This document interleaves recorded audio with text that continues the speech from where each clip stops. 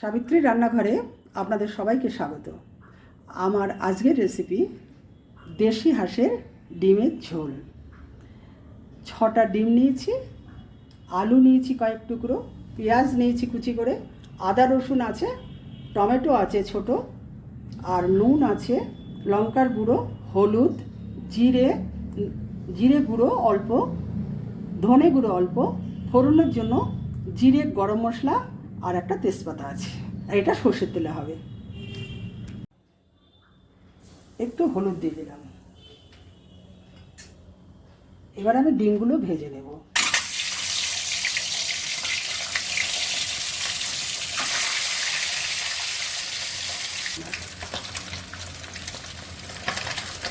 ডিম ভাজা হয়ে গেছে, তুলে নিচ্ছি। গরম মশলা, জিরে ফোড়ন করছি, তেজপাতাটা ছিঁড়ে দিলাম। এবার আমি আলুগুলো ভেজে নেব, একসঙ্গেই করবো সব।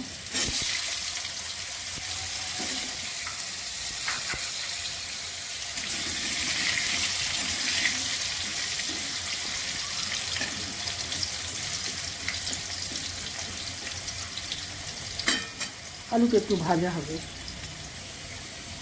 আলুটা ভাজা হয়ে গেছে, এর মধ্যে আমি পেঁয়াজটা দিয়ে দিচ্ছি। আদা রসুনটা দিলাম।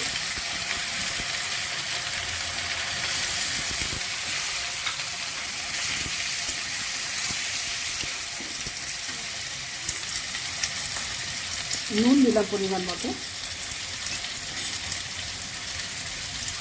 হলুদ দিলাম,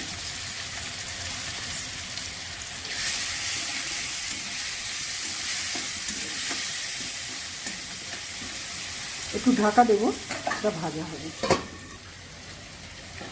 টমেটো দিয়ে দিলাম,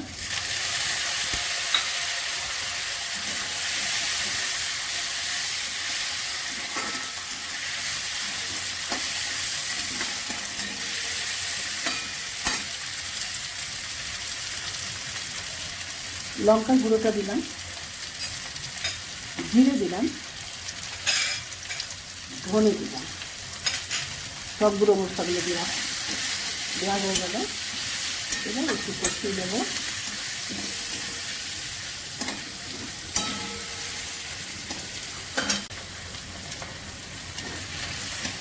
মশলা কষানো হয়ে গেছে, আমি জল দিয়ে দিলাম।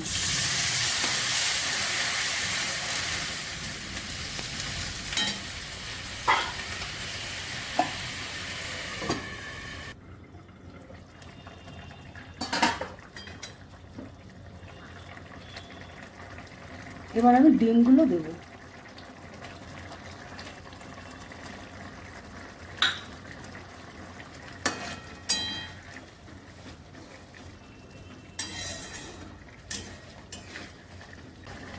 গরম মশলা দিলাম,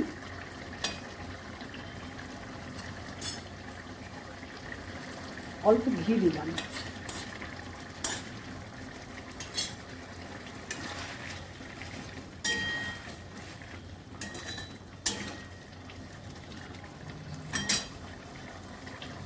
ধনে পাতা দিলাম।